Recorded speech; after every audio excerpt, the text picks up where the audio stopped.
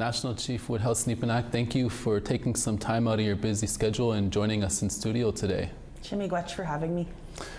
Are you satisfied on where Canada is on this file? Back when the pandemic hit, I remember the federal government coming out and saying, blaming the pandemic for reasons in terms of why they weren't getting this file moved quickly enough. Oh, I think that's unacceptable. I think that we haven't moved this file as quickly as we should have. They've only moved on two pieces of this that have been completed, and most have not been actioned or very minimal action, and I think that that's very unacceptable. Out of these calls to justice, what do you think are the most pressing that need to be addressed now at this very instant? Well, I think policing and public safety. I think that in First Nations there's so many gaps when it comes to policing. There's always this pushback. We're having that conversation right now nationally, where it's a very tough conversation because the provinces want to hold on to that control, but yet not put the resource into First Nations communities to make sure that we're safe and secure. And on top of that, we've always had a very difficult relationship, as you know, with the RCMP since the creation of Canada. And so when we're trying to push for First Nations to take control of policing and public safety in their communities, it's always a pushback. And we're going to continue to move forward. I know I will be meeting the Public Safety Minister next week yet again, and we'll continue to do that, but it's always such a push and pull. One step forward and two steps back. On the accountability piece for police, RCMP and all these jurisdictional police, what stands out for you there? I think at the moment it's very disheartening to see, and people see it in the media. People see, I know that you have been speaking about that many times in the past few months, but it's the RCMP even trying to bring back or get rid of the Picton evidence that happened in BC. And I think that that's very disheartening. So I know the Assembly of First Nations, we've written a letter this week to the Justice Minister, the Minister responsible for public safety, Dominic LeBlanc, the Premier. We shouldn't have to do that, but there's these families calling for, the evidence to be kept, and the RCMP who are pushing to have it all destroyed.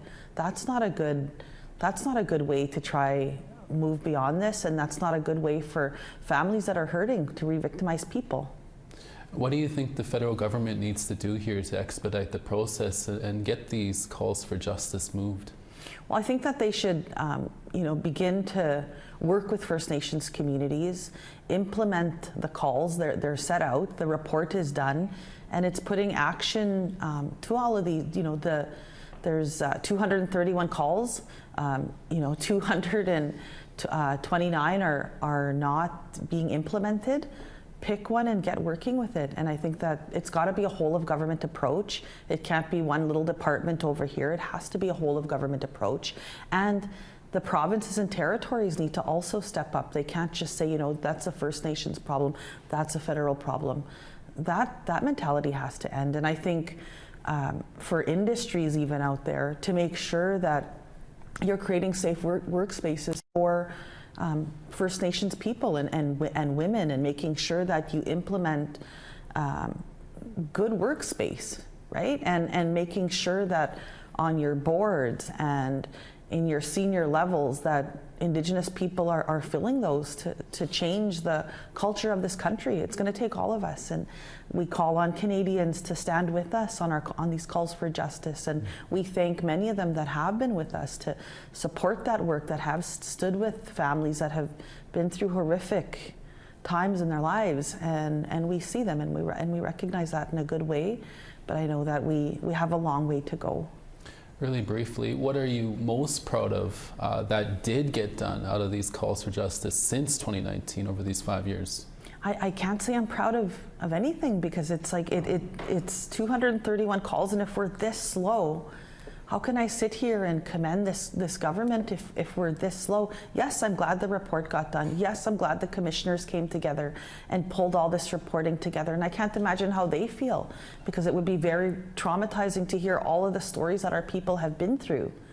But to sit here and say that I'm proud of one thing over another, I can't at this moment. And I always try to be balanced. I always try to think fairly on, government side. First Nation should try and find that middle ground. I can't even on this.